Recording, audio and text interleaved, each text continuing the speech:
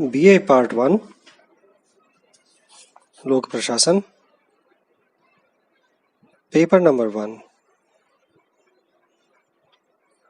हम समझ रहे हैं कि लोक प्रशासन की परिभाषाएं क्या होती हैं। हमने अपने पिछले लेसन में परिभाषाओं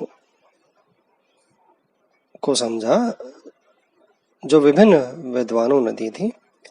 जैसे वुड्रो विल्सन ने कहा कि वो कानून को लागू करना लोक प्रशासन कहलाता है। एल.डी. वाइट के अनुसार लोक नीति को पूर्ति करना लोक प्रशासन होता है। साइमन ने लोक प्रशासन को कार्यकारी शाखाओं की गतिविधियों से जोड़ा। लूथर गोलिक, इयन ग्लाडन और फिफ्नर ने सरकारी कार्यों को, सरकारी प्रशासन को लोक प्रशासन कहा। तो अब हम आते हैं, विलोबी ने लोक प्रशासन को किस तरह परिभाषित किया है। विलोबी लिखते हैं, राजनीति विज्ञान में प्रशासन शब्द का दो अर्थों में प्रयोग किया जा सकता है। अपने व्यापकतम अर्थों में इसका तात्पर्य सरकारी मामलों के निर्धारण में शामिल कार्यों से होता है, चाहे वह सरकार की कोई भी शाखा हो। अपने संकीर्णतम अर्थों में इसका तात्पर्य केवल प्रशासनिक शाखा के कार्यों से होता है। लोक प्रशासन के विद्यार्थियों के रूप में हमारा सरोकार इस शब्द के संकीर्णतम अर्थ से ही है। यानी विलोबी कह रहे हैं कि व्यापक तरीके से देखा जाए तो सरकारी मामलों में कोई भी कार्य किया जा रहा हो, सरकार के किसी भी कार्य में कोई भी शाखा में किया जा रहा हो, वह सब सरकारी कार्य लोक प्रशासन है। और संकीर्णतम अर्थ में उन्होंने बोला कि केवल प्रशासनिक शाखा के कार्य लोक प्रशासन कहलाए जाएंगे। और उन्होंने ये भी आगे बोला कि जो भी लोक प्रशासन के विद्यार्थी के रूप में लोक प्रशासन का अध्ययन कर रहे हैं, वह इसे संकीर्णतम दृष्टिकोण से देखें। जैसे प्रशासनिक शाखा के कार्य क्या हैं, वह लोक प्रशासन कहलाया जाएगा। ड्वाइट वाल्डो क्या कहते हैं लोक प्रशासन की परिभाषा के बारे में। ड्वाइट वाल्डो कहते हैं कि प्रबंधन की कला और विज्ञान के राज्य के मामलों में जिस रूप में लागू किया जाता है उसे लोक प्रशासन कहते हैं। यानी ड्वाइट वाल्डो कह रहे हैं, डी वाल्डो, कि प्रबंधन की कला और विज्ञान जब राज्य के मामलों में जिस रूप से लागू किए जाते हैं, यानी उन्होंने बोला कि प्रबंधन को उन्होंने कला और विज्ञान दोनों बोला एक बार। और फिर वो कह रहे हैं कि राज्य के मामले यानी सरकारी मामलों में जिस रूप से लागू किया जा रहा है, इस प्रबंधन की कला और विज्ञान को, उसको हम लोक प्रशासन कहते हैं। यानी उन्होंने प्रबंधन को कॉरपोरेट वर्ल्ड से, यानी व्यापारिक संगठनों से थोड़ा दूर किया, अलग किया। और यहां बोला कि वही प्रबंधन जो वहां कॉमर्स और इंडस्ट्री में, बिजनेसेस के अंदर जहां काम आ रहा है, उन संगठनों में, व्यापारिक संगठनों के अंदर जो प्रबंधन कार्य आ रहा है, उसकी कला और विज्ञान जब वो सरकारी राज्य के मामलों के अंदर कार्य करती है, वही कला और विज्ञान, वही तौर तरीके, तो उसको हम लोक प्रशासन कहते हैं। ड्वाइट वाल्डो ने उसको सरकारी मामलों से जोड़ दिया। डिमॉक क्या कहते हैं, अगली डेफिनेशन के अंदर हम देखते हैं कि M.E. डिमॉक लिखते हैं कि प्रशासन सरकार के क्या और कैसे से जुड़ा होता है। मैं रिपीट करता हूं, प्रशासन सरकार के क्या और कैसे से जुड़ा होता है, क्या विषय वस्तु है और उस क्षेत्र की तकनीकी जानकारी देता है जो प्रशासक को उसकी जिम्मेदारियां निभाने में सक्षम बनाता है। कैसे संबंधन की तकनीक और उन सिद्धांतों को कहते हैं जिनके अनुसार सरकारी कार्यक्रमों को सफल बनाया जाता है। दोनों ही अपरिहार्य हैं।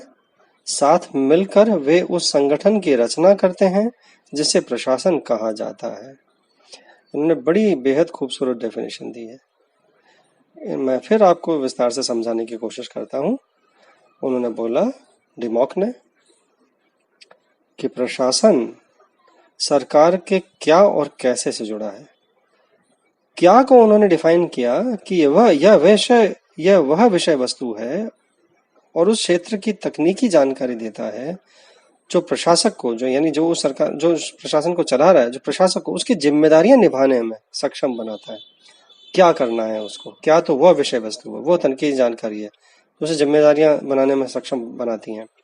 और कैसे वो मैनेजमेंट की, प्रबंधन की तकनीक और सिद्धांतों को कहते हैं जो उसके अनुसार सरकारी कार्यक्रमों को सफल बनाया जाता है। क्या और कैसे दोनों ही अपरिहार्य हैं, दोनों के बिना कार्य नहीं चल पाएगा, और साथ मिलकर वे उस संगठन की रचना करते हैं जिसे प्रशासन कहा जाता है। तो क्या और कैसे की बात किसने की है? डिमॉक ने की है।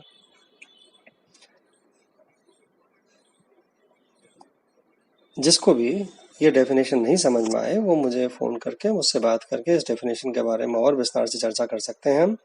मैं दोबारा भी आऊंगा इस डेफिनेशन पे। आगे चलते हैं हम जॉन ए वीक की डेफिनेशन पे। जॉन ए वीक कहते हैं कि प्रशासन से तात्पर्य उस संगठन, कर्मचारी वर्ग, व्यवहार और उन प्रक्रियाओं से होता है जो सरकार की कार्यकारी शाखा को सौंपे गए नागरिक कार्यों को प्रभावी ढंग से पूरा करने के लिए अनिवार्य होती है। यानी जॉन ए वीक संगठन, कर्मचारी वर्ग, व्यवहार और उन प्रक्रियाओं की बात कर रहे हैं जो सरकार की कार्यकारी शाखा को नागरिक कार्यों को काम पूरा करने के लिए यूज में आती हैं। उसको वो लोक प्रशासन कह रहे हैं। यानी लोक प्रशासन वह है जो भी संगठन, कर्मचारी वर्ग, व्यवहार और प्रक्रियाएं जो नागरिक कार्यों को पूर्ति में लगते हैं, उनका नागरिक कार्यों को प्रभावी ढंग से पूरा करने में लगे हुए हैं, उनको वो लोक प्रशासन कह रहे हैं। कार्सन और हैरिस की क्या डेफिनेशन है देखते हैं।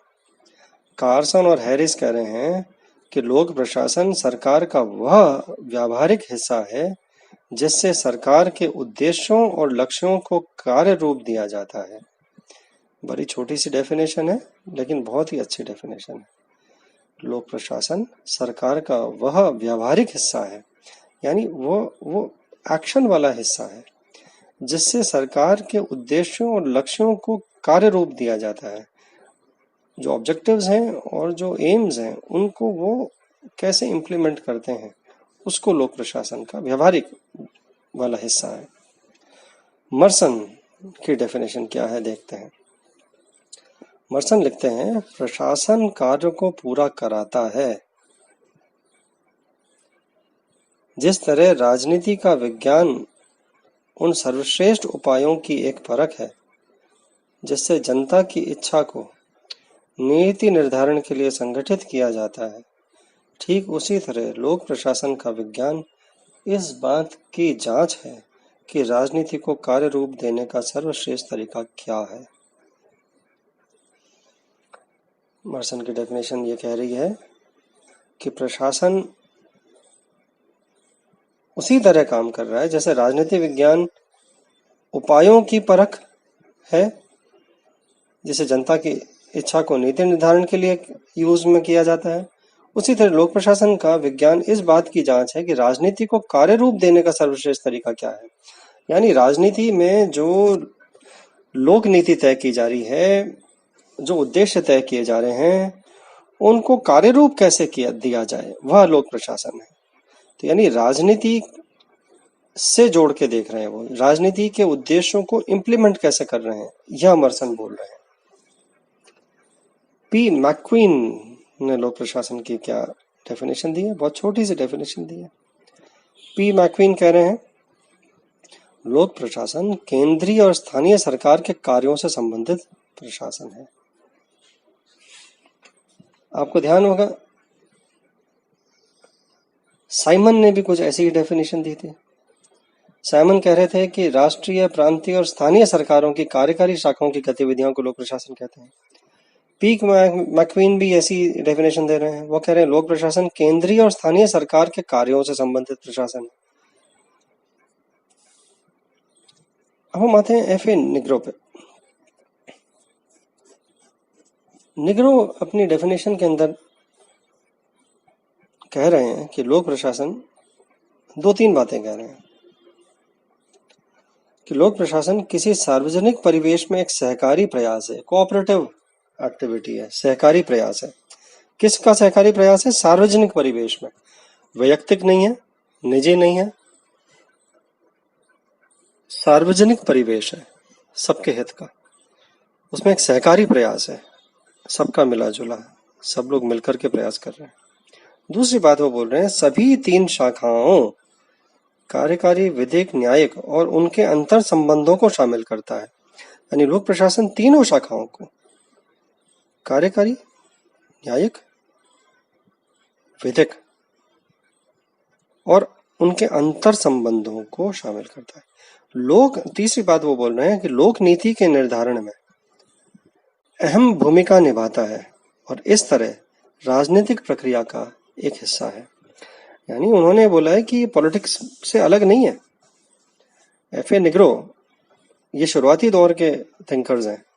लोक प्रशासन के जब उद्भव हुआ था, विकास हो रहा शुरू हुआ था, तब के थिंकर्स हैं और तब उन्होंने ये बात बोली थी कि लोक प्रशासन पॉलिटिकल साइंस के साथ जुड़ा हुआ है।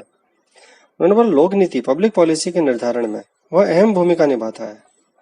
लोक प्रशासन लोक नीति में के निर्धारण में अहम भूमिका निभाता है और इस तरह वह राजनीतिक प्रक्रिया का एक हिस्सा है। पॉलिटिकल जो एक्टिविटी है, प्रोसेस है, उसका वह एक हिस्सा है। चौथी बात निग्रो कह रहे हैं वैयक्तिक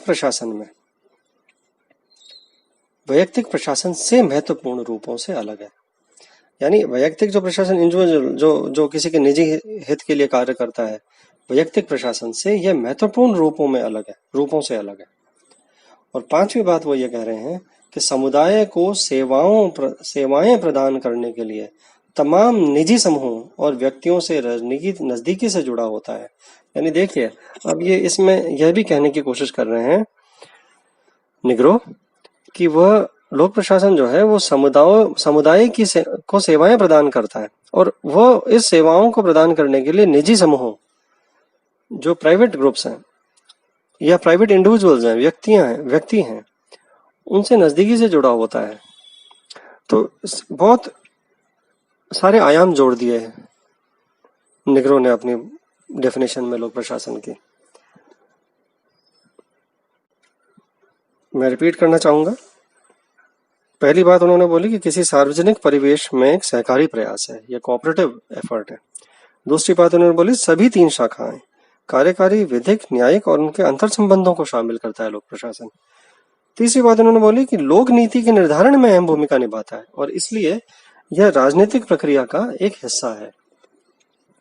चौथी बात निग्रो कह रहे हैं कि लोक प्रशासन के बारे में बात करते हुए कि यह वैयक्तिक प्रशासन से महत्वपूर्ण रूपों से अलग है। वैयक्तिक प्रशासन निजी स्वार्थों की पूर्ति करता है, निजी हितों की पूर्ति करता है, तो इससे महत्वपूर्ण तरह से अलग है। और पांचवी बात वो ये बोल रहे हैं एफ ए निग्रो कि समुदाय को सेवाएं प्रदान करने के लिए तमाम निजी समूहों और व्यक्तियों से नजदीकी से जुड़ा होता है। इस तरह हम देखते हैं कि निग्रो की डेफिनेशन लोक प्रशासन की बहुत ही सुंदर, अच्छी डेफिनेशन व्यापक दृष्टिकोण से।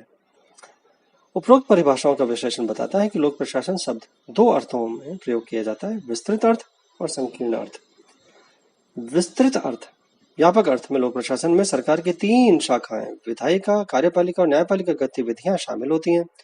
और इस दृष्टिकोण को Woodrow Wilson, L D White, Marshall Dimock, F A Nigro, Pfiffner ने अपनाया है। इसके विपरीत संकीर्ण अर्थ में लोक प्रशासन में सरकार की केवल कार्यकारी शाखा की गतिविधियां ही शामिल होती हैं। इस दृष्टिकोण को साइमन, गोलिक और ऑडबेटीड, फेयोल और विलोबी ने अपनाया है। तो विद्यार्थियों, अब आपको डेफिनेशंस के बारे में बताते हुए मैं यही कहूँगा कि इन डेफिनेशंस को ध्यान से समझिए और किसी को भी दिक्कत हो तो मुझसे संपर्क कीजिए। हम और भी आगे इनको दोबारा देख सकते हैं।